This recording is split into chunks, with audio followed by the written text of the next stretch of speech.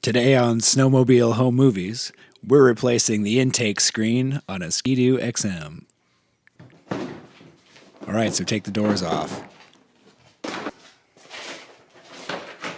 And this windshield thing's gotta go. Pull these screws.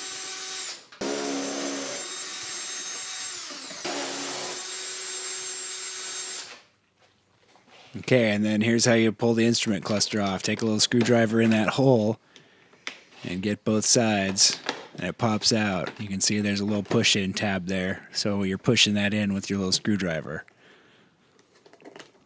All right, pop that out. Instrument cluster's out. Couple more screws.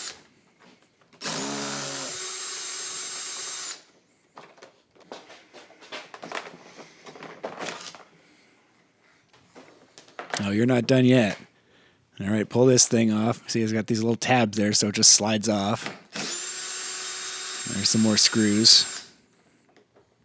Now down there right below, you're going to see a close-up. There's a little tube you got to pull out because that's connected to the hood.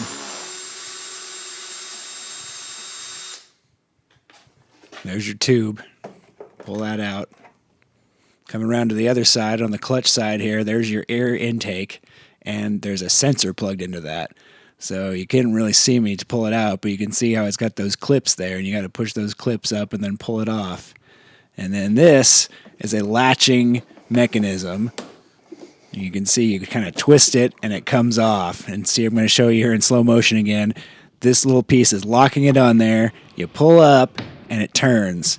And then when you're putting it back together, you got to push them together and then turn it back and lock that in. Now you just kind of yank on this thing and wiggle it around until it comes off.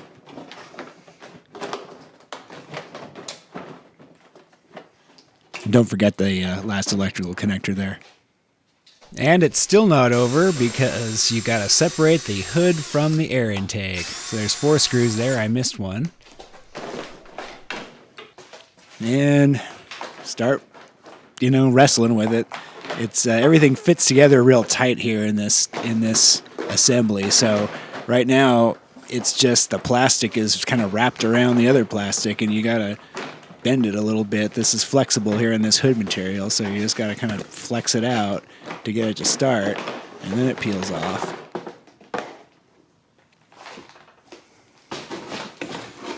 And now finally we've revealed the air intake.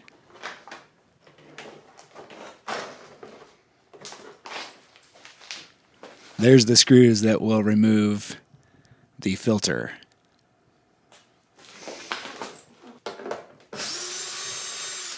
Off they come. This was a 5/32.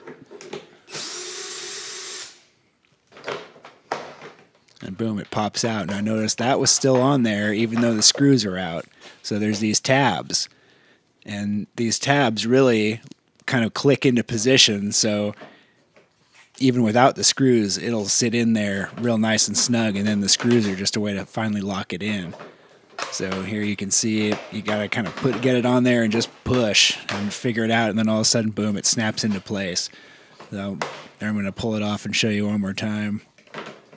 You just gotta get it on there, and I haven't figured out any trick. You just kind of push and shove, and then all of a sudden it snaps in. And then put the screws in. Such a simple little job, and yet so much work to get to it.